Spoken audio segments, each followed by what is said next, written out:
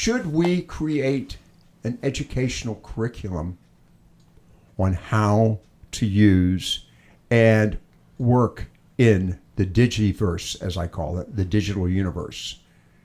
Gillum, you shaking your head in quickly on that one. Yeah, I mean, I definitely think that would be beneficial to the kids our age and, children younger than us. Yeah. Definitely teaching them how to, navigate the digital and social media world and how to, know what is right to post on social media and know what is right to, express themselves and talk about. Protocol. Yeah. Charlie? Yeah, I agree. I mean, it's definitely be very valuable to teach a lot of younger kids, like, hey, this is how you properly manage the amount of time you spend on social media and how you use it. I'm going to tell my story here in a moment. But you say younger kids. Mm-hmm. Okay. I mean, I agree. All right. I remember, and I have a story.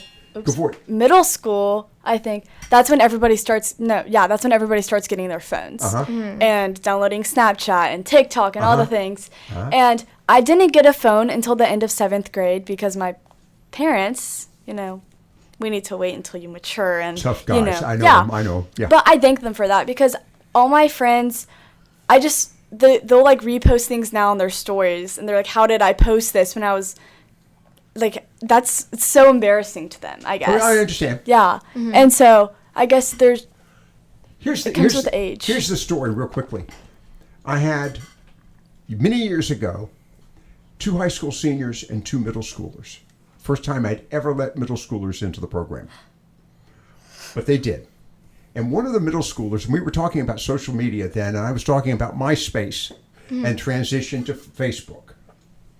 And one of the middle schoolers said, yeah, but I'm using, and I cannot remember, but I think she said, I'm using Snapchat. Mm-hmm. And I said, well, what's Snapchat?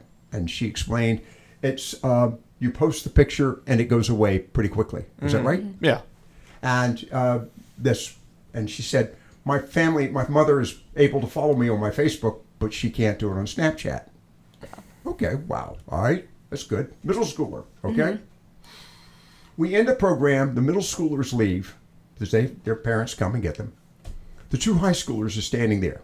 I remember it vividly. I remember the high schooler. She looked at her friend and she said, Snapchat. I'm going to have to find out about that. Here were 2 middle schoolers who knew more about the internet or this particular social media platform than high schoolers. So I go to you on this one, Charlie. You said youngsters, but with the constant change in social media, it seems to me, and ladies, I'd be interested in your opinion, it seems to me it's something that you have to refresh every 2 or 3 years. Gillum, I'm sorry, Izzy, you're shaking your head on this. Why? I mean, it's just because you have to, I guess the algorithm or the people behind social media, I guess they have to change it or they have to keep people engaged or keeping the younger people engaged. Good point. And so they change it so they can attract more people. Does that make sense? Yep. I mean, I'm not really sure how it works, but it seems that. But you all are demanding. You don't like something that stays the same all the time, right? Correct, yeah. Because it gets boring. That stays the same, yeah, You see?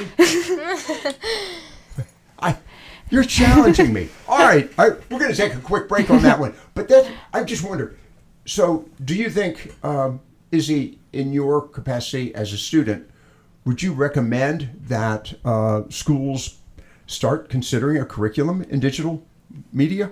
Yeah. Gillum? I definitely think so. I definitely think it would be beneficial for students to, understand the meaning and the value behind social media and what it can do to